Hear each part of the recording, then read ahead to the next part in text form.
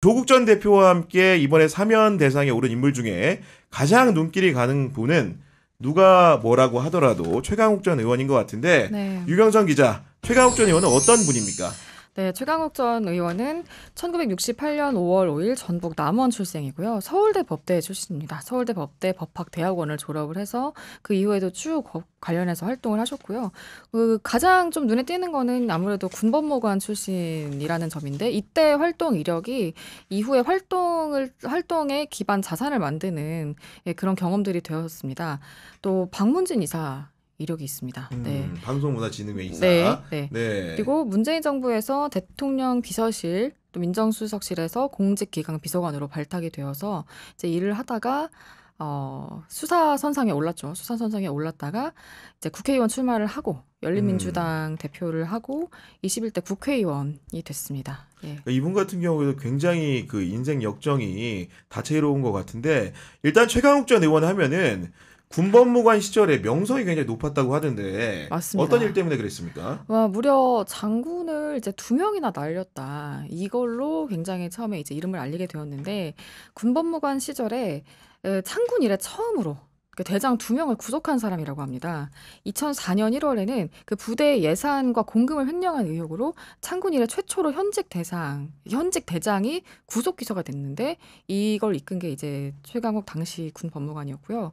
같은 해 11월에는 그 육군 장성들의 진급 비리를 좀 파헤치다가 그 과정에서 결과적으로는 그 당시 육군 참모총장이 전격적으로 사의를 표명하게 됩니다. 이렇게 해서 결과적으로 2명의 장군을 날린 창군 이래 최초의 군 법무관이다. 네, 이렇게 타이틀을 얻게 되었습니다. 네, 그 군 법무관 활동을 그렇게 굉장히 눈에 띄게 했었던 거고 이번에 인권 변호사의 길을 걸었다고 하고 그 이후 국방부를 상대로 이제 불온서적 헌법 소원도 했다고 하던데 그건 어떤 내용입니까?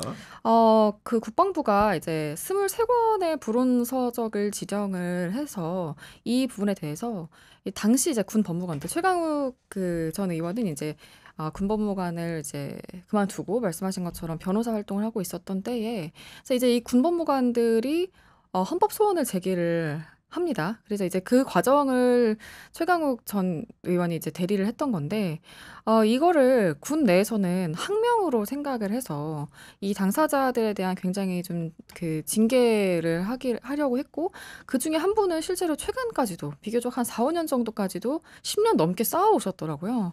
예, 그 과정을 좀 대리를 하면서 인권 변호사로의 타이틀도 좀 획득을 하게 되었습니다. 네, 예. 그런 상황인데 아까 이제 말미에 얘기했던 그 이력 중에서는 문재인 정부에서 청와대 공직기강 비서관을 했다고 했는데 유설희 기자, 조국 수석과 손발을 맞춘 거네요. 네, 그러니까 민정수석실 산하에 공직기강 비서관이 있는 건데 이제 이 자리가 어떤 자리냐면 고위공직자 인사를 검증하고 이 고위공직자들이 비위를 저지르지 않는지 감찰을 하는 이제 이런 자리예요. 근데 좀 재밌는 부분이 그때 최강욱 당시 비서관이 윤석열이 검찰총장으로 부적격하다 이런 보고서를 2번이나 냈다고 하더라고요. 아니 그러면 불현 드는 생각이 그럼 윤석열을 총장으로 추천한 사람은 도대체 누군 겁니까? 제가 좀 열심히 알아봤는데, 그러니까 사실은 그게 더 중요할 것 같아요. 그러니까 윤석열은 서울중앙지검장으로 먼저 발탁이 됐다가 검찰총장으로 된 사람이잖아요. 그래서 정권 초에 이제 누가 윤석열을 서울중앙지검장으로 추천했냐, 이게 중요한데, 요거 좀 이제 당시 청와대 출입기자들한테 물어봤는데 이제 구체적으로 알려져 있진 않고, 근데 이제 조국 대표가 나중에 얘기한 바에 따르면 정권 초부터 이미 서울중앙지검장에 아예 내정이 되어 있었다고 하더라고요, 윤석열이. 근데 이제 이런 식으로도 알려져 있어요. 그러니까 조국 대표가 추천한 거 아니냐 이렇게도 알려져 있는데, 그러니까 뭐 아까 이제 선배도 말씀하셨지만 당시 이제 김호수 차관이랑 봉옥 차관 요 정도 좀 염두에 두고 있었다고 해서 사실이 아니고요. 그러니까 이제 뭐 제가 상황을 제가 아는 것들을 좀 설명을 드리면은 그 문재인 대통령은 윤석열을 왜 검찰총장을 시켰냐? 그럼 문재인 대통령의 뜻이 맞습니다. 그럼 누가 문재인 대통령한테 부채질을 했냐? 문재인 대통령과 가장 가까운 사람들이 부채질을 한 거죠. 그 범주 안에 조국 수석은 크게 없었다는 말씀을 제가 단언코 드릴 수 있는 것이고, 조국 수석 같은 경우는 제가 파악한 바로는 그 4명의 후보 다시 열거를 하면은 윤석열, 김호수, 봉욱, 이금로 중에서 최종적으로는 김호수를 선호했던 게 맞는 거고, 아마도 최강욱 그 전 비서관이 전 의원이 누구를 선호했는지는 저는 잘 모릅니다. 여하간 그 조국의 픽은 그랬다는 말씀을 드릴 수 있을 것 같고 그러면 조국이라는 사람은 문재인이 윤석열을 임명하는 과정에서 왜 적극적으로 뜯어 말리지 않았는가? 그거는 본인이 속았다고 하는 내용들이 있어요. 저도 이제 들어보면 왜 그랬냐? 민정수석이기 때문에 당시 총장 추천위원회에서 추천한 4명의 사람들을 직접 인터뷰를 하거든요. 가장 중요했던 거는 문재인 정부의 검찰 개혁을 완수할 수 있는 사람이냐. 네가 총장이 되면 그 개혁을 위해서 무엇을 할 것이냐 물었을 때 윤석열이 거짓말을 너무 수려하게 잘한 거죠. 윤석열은 심지어 당시의 화두는 검경의 수사권 조정 정도였는데 수사권 조정뿐만이 아니고 수사와 기소 분리라는 지금 이재명 정부의 시대 과제까지 본인이 적극적으로 동의를 했고 거기에 더해서 공수처 설립에 대해서도 창사홍의 입장을 표명을 했대요. 그러다 보니까 그 윤석열을 면담한 쉽게 면접을 본 조국도 속아 넘어갔다라는 게 중평인 건데 결국은 남을 속인 대가로 본인은 검찰총장이라는 자리에 갔고 끝내는 대통령에 이르는 굉장히 기이한 현상까지 이르게 된 것인데 여하간 그 최강욱 전 비서관 같은 경우에도 조국 전 수석의 자녀 입시 비리에 연루된 혐의로 기소가 돼서 물러나게 된 거 아닙니까? 네, 그렇습니다. 2023년 3월 16일 방금 말씀하신 조국 전 장관 자녀 입시 비리에 연루된 혐의로 기소가 되어서 결국에는 사의를 표명을 했습니다. 사의를 표명을 하고 그러고 나서 바로 이제 열린민주당의 비례대표 공천을 신청을 했어요. 열린민주당 측에서는 당원 투표를 통해서 결국 비례대표 2번의 순번을 부여를 했고 당선권에 들어서 국회의원이 되었습니다. 이제 의원이 되고 나서 당대표에 단독으로 출마를 해서 당원 찬반 투표 99.6%라는 되게 압도적인 찬성률로 당대표에 당선이 되었고요. 2022년에 열린민주당, 더불어민주당 합당하면서 더불어민주당 최고위원 자리에 합류를 하다가 대법원에서 형이 이제 확정이 되면서 의원직을 상실하게 되었습니다. 네. 어쨌든 뭐 최강욱 전 의원 같은 경우에는 의정활동 기억나는 거 굉장히 많은 게 사실은 한동훈 전 장관과 대척점에 서가지고 논쟁하는 모습들을 우리 국민들이 많이 TV를 통해서 봤던 것 같고 여러 가지 의정활동도 굉장히 정력적으로 했던 분인데 여간 그분이 이제 나중에 이런 그 여러 가지 검찰의 기소로 인해 가지고 자리에서 물러나게 되고 결국은 이제 정계 복귀의 기회를 언제 얻나 싶었는데 이재명 대통령이 특별 사면을 단행하면서 그런 기회를 생각보다 빠르게 얻었고 그러면서 소회를 밝힌 게 있다면서요? 네. 페이스북에 더 성찰하고 착하게 살겠다. 근데 사실 뒤에 내용이 더 중요하죠. 윤두머리는 절대 용서하지 않겠다. 그러니까 윤석열 내란 우두머리는 그 뜻인데 이렇게 남겼죠. 또 한 쌍이 들어가고 조국은 나옵니다. 이렇게 그 이후에도 한 번 더 올리셨더라고요. 그래서 굉장히 그러니까 이게 굉장히 보면 흐름이 참 이거를 오묘하다고 해야 될지. 아무튼 지금 조국 전 대표 부부가 다 같이 이제 사법 처리를 받게 되었고 또 조국과 최강욱도 둘은 굉장히 이제 역시나 서울대 법대의 인연으로 오랫동안 연이 깊었잖아요. 그런 상태에서 같이 한 건에 연루되어서 사법 처리가 되었다가 이렇게 바톤 터치하는 마치 이런 느낌으로 이렇게 그들이 계속 싸우고 좀 공격하고 그 부당함을 굉장히 꾸준하게 어필했던 대상이 이제 이렇게 또 구속되어 맞아요. 들어가고 네. 이런 것들이 참 그리고 결정적으로 지금 이제서야 정의 구현이 돼가지고 김건희가 구속이 됐는데 가장 오래된 사건인 도이치모터스 주가 조작 의혹을 고발한 당사자가 최강욱이고 맞습니다. 그 이후에 이제 재기수사 명령을 고검에서 이끌어내가지고 특검 수사까지 꼬리를 식힌 게 바로 최강욱 전 의원이기 때문에 그런 공은 정말로 치하를 할 수밖에 없다는 생각이 드는 건데 여간 이재명 정부에서 최강욱 전 의원을 이렇게 사면해준 이유는 어떤 배경이 좀 있을까요? 검찰개혁이라는 키워드를 빼놓고 말하기는 굉장히 어려울 것 같습니다. 사실 2017년 6월부터 이미 그 손혜원 전 의원 또 이제 김남국 전 의원이랑 함께 사법개혁을 위해서 검찰 알아야 바꾼다라는 팟캐스트 방송을 진행하기도 했었고요. 또 이제 국회의원 당선이 되고 나서는 21대 국회에서 검찰개혁 과제를 정말 목숨 걸고 완성하겠다라고 말을 한 적이 있어서 아마 지금 최강욱이라는 이름을 검색창에 넣었을 때 검찰총장이라는 단어가 연관 검색어로 뜨는 건 아마 이것과도 무관하지 않을 거라는 생각이 좀 듭니다.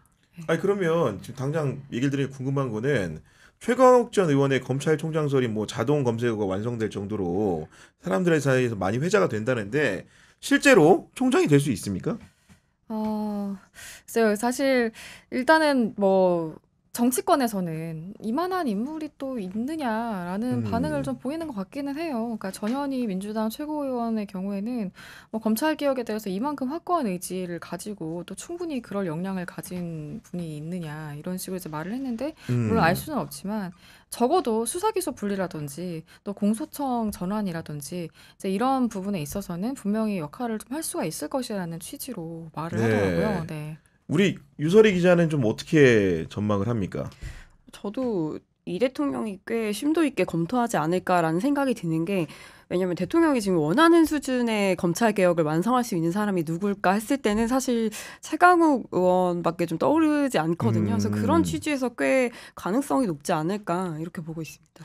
근데 뭐 저 같은 경우에는 이건 어차피 관측이니까 좀 얘기를 드려보면은 어차피 검찰 개혁이라는 것은 지금 정청래 대표라든가 조국혁신당도 얘기하는 것처럼 지금 전반적인 여권 주류의 생각이라는 게 국회 입법을 통해서 완성을 하는 거고 그 시기라는 것은 10월을 넘기지 않을 거다. 추석 전에 끝내겠다. 이런 강력한 의지를 표명하고 있는데 그 검찰총장이라는 자리가 과연 그 검찰개혁 입법이 완수된 다음에 얼마나 귀중한 자리일 것인지 그 얘기는 중요하지 않다라는 게 아니고 그런 개혁적인 인물이 가서 할 수 있는 역할이란 게 무엇인지에 대한 근본적인 의문이 좀 남기 때문에 그런 자리로 쓴다고 한다면은 최광욱 전 의원이 적임자인가?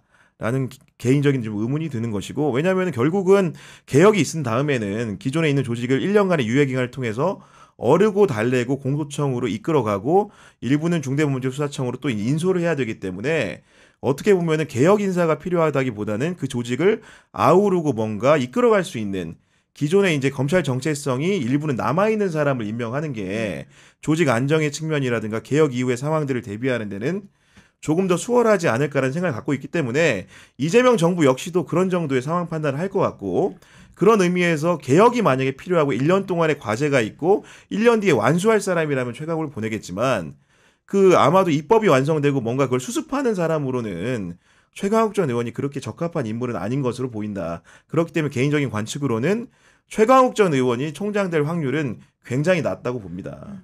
그렇죠. 네. 왜냐면 국정기획위원회에서 지금 검찰청 폐지한다고 했잖아요. 근데 뭐 이런 상황에서 총장으로 가는 게 좀 무슨 의미가 있나 싶기도 하네요. 그러니까요. 그런 상황들이 있는 것이고 그 여하간 그 최강욱 전 의원의 행보라는 게 이제 향후에도 주목은 받을 것 같은데 검찰총장이 아니더라도 다양한 자리에 도전할 수 있는 여건이 열린 거 아니겠습니까, 유설 기자? 네, 뭐 보궐선거에도 도전할 수도 있지 않을까 싶고 어쨌든 지금 검찰개혁 이런 여론 이제 지형에서 목소리 좀 크게 내면서 정말 개혁의 불쏘시개 역할을 제대로 하지 않을까 이렇게 보고 있습니다. 우리 유경선 기자 어떻게 보고 있습니까? 최강욱 전 의원이 워낙에 시원시원한 모습을 좀 많이 보여주다 보니까 지금 내란 재판에서 당사자인 윤석열 전 대통령이 재판에 나오지 않고 있고 또 구치소에서 끌어내지 못하는 이런 모습을 보이고 있잖아요. 그래서 사람들이 최강욱 전 의원의 어떤 시원하고 이런 확실한 면모를 좀 잘 발휘할 수 있게 서울 구치소장으로 좀 보내는 게 어떻겠느냐. 네, 이런 말도 좀 아니 하고 뭐 있는 것 사실은 같습니다. 법무부 교정본부장이 그보다 상위의 직급인데 교정본부장 비워 있으니까 사실은 뭐 장관급 예우를 받던 국회의원의 위신만 버린다면은 교정본부장이 돼가지고 서울구치소를 굉장히 잘 지휘해서 윤석열의 이런 폭력적인 상황들을 방비할 수도 있겠다. 뭐 이런 생각이 좀 드는 거고 공수처장 설도 어떻게 보면은 공수처를 뭔가 좀 바로 세워보자. 왜냐하면 공수처라는 게 문재인 정부 때 출범을 하고 여러 가지 역할을 부여받았지만은 실상 우리 지금 특검에서 수사하는 걸 보면은 공수처의 수사 능력이라는 게 얼마나 불비했던 것인가라는 걸 반대로 체감하지 않습니까? 사실 최혜병 특검 보면서 이거 공수처에 언제부터 가 있었는데 저렇게 바르고 신속하고 정확하게 수사할 수 있는 일들을 그러게요. 네. 이렇게 놔둔 것인가라는 생각이 안 드는 게 아닌 거거든요. 그런데 다만 공수처장의 임기는 3년이어서 2024년 5월인가 임명이 됐기 때문에 오동훈 공수처장이 스스로 나가지 않는 이상 당분간 최강욱 전 의원이 그 자리에 갈 일은 없어 보인다라는 객관적인 말씀을 좀 드릴 수 있을 것 같습니다. 이어서 이 두 분뿐만 아니고 다양한 분들이 사면 명단에 올랐는데 두 분 기자 같은 경우에는 어떤 분에 좀 주목을 해서 보셨습니까? 저는 이제 특별히 뭐 한 사람을 주목한다기보다 이제 컨셉에 좀 주목을 했는데, 그러니까 공통점이 있잖아요. 그러니까 윤미향 의원도 그렇고 김은경 전 환경부 장관, 백원우 전 민정비서관이 다 윤석열 검찰총장 때 수사를 받고 이제 재판에 넘겨진 사람들이니까, 그러니까 윤석열 검찰 수사의 피해자들을 구제한다. 그러니까 이런 컨셉으로 사면 대상자들을 선정한 게 아닌가 그런 생각이 들었습니다. 마지막으로 인물비상구의 시그니처 코너죠. 한 줄평 듣는 것으로 프로그램 마무리하도록 하겠습니다. 먼저 유설 기자 부탁드립니다. 네, 먼저 조국 대표 관련해서는 이제 조국의 시간이다. 그러니까 조국의 시간이 조국 대표가 낸 책 이름이기도 해요. 근데 제가 법조 출입할 때 이제 조국 대표 재판을 챙겼을 때 그때 굉장히 유명한 명언이 하나 나왔었는데, 그때 정경심 교수의 변호인이 이제 재판 시작됐을 때 이제 이런 얘기를 했어요. 이제 법원의 시간이다. 그러니까 검찰 수사에서 이제 못 밝혀진 그런 진실들이 이제 법원에서 밝혀질 수 있다. 이제 그래서 이제 이게 언론들이 굉장히 대서특필하면서 이제 유명해진 말인데, 이제 윤석열에게 멸문지화를 당했던 조국이 어떻게 이제 윤석열 내란 세력을 청산하고 이런 데 도움을 줄지, 이런 게 굉장히 활약이 기대된다. 네, 유경선 기자도 한 줄평 부탁드립니다. 네, 저는 이제 조국 전 대표는 이제 정말 모든 굴레를 다 벗었잖아요. 본인이 정치 활동을 할 때 그 계속 장애물이 되었었던 이런 것들이 광복절 기회에 다 사라지는 것이기 때문에 이제는 정말 조국의 비전을 보고 싶다. 조국의 정치 비전을 정말 보여줄 때라는 그 말을 좀 하고 싶습니다. 본인이 이제 그 감옥에 있는 동안 공부를 많이 했다고 하잖아요. 그래서 책을 보면 다방면에 있어서 좀 고민을 한 것 같아요. 청년 문제라든지 뭐 경제 그렇죠. 문제라든지 네. 이제 그런 부분에 대해서 정말 좀 정책적인 비전이나 좀 본인이 생각하는 어떤 정치관 이런 것들로만 이제는 승부를 좀 할 수 있지 않을까, 그런 면에서 이제는 정말 비전을 보여줄 때라는 말을 하고 싶습니다. 네, 알겠습니다. 네.